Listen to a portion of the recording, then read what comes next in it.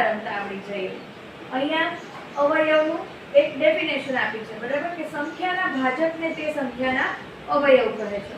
હવે ભાજક એટલે કે આપેલી સંખ્યાને કોઈ સંખ્યા વડે નિશેષ ભાગી શકાય, શેષ શૂન્ય થઈ જાય એટલે નિશેષ ભાગી શકાય તો તે સંખ્યાને આપેલી સંખ્યાનો ભાજક કહેવાય, બરાબર। અહીંયા 12 ના અવયવ માટે આપ્યું છે, તમને કોઈક સંખ્યા લખી છે સામે કે 1 2 3 4 6 અને 12, ઈ 12 ના અવયવ છે। હવે આપણે ઈ જોઈએ કઈ રીતે એના અવયવ છે, બરાબર। અહીંયા તમને દેખાય છે આડી હરોળમાં એક બિંદુ છે, એવી કેટલી આડી હરોળ છે તો કે 12, બરાબર, એટલે 1 ગુણ્યા 12 બરાબર 12, એટલા માટે 1 છે એ 12 નો અવયવ થયો।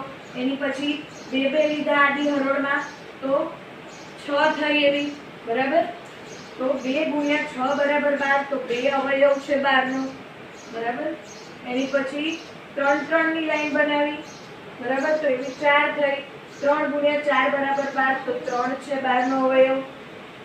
એની પછી 4 4 ની બનાવી તો 3 લાઈન થઈ, બરાબર, તો 4 અવયવ છે 12 નો।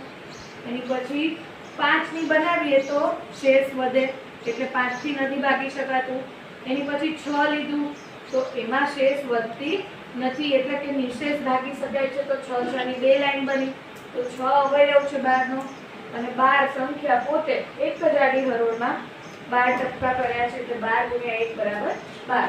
તો આમાં તમે ધ્યાનથી જુઓ ને તો 1 અને 12 કોઈ પણ સંખ્યા તમને આપી હોય, જેમ કે 15 આપી છે તો 15 ના અવયવમાં 1 અને 15 ઈ તો એના અવયવ હશે, એના સિવાય જે સંખ્યા વડે એને નિશેષ ભાગી શકાતું હશે ઈ સંખ્યા 15 નો અવયવ હશે।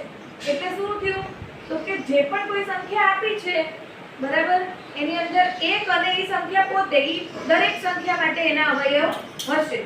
તો આમાં અવયવમાં સમજાણું। હાલો આપણે એક પ્રવૃત્તિ કરીએ। અહીંયા કેટલાક પથ્થર છે મારી પાસે, બધાએ 8 અથવા તો 10 તમને ઈચ્છા પડે, બરાબર, એટલા પથ્થર લેવાના છે।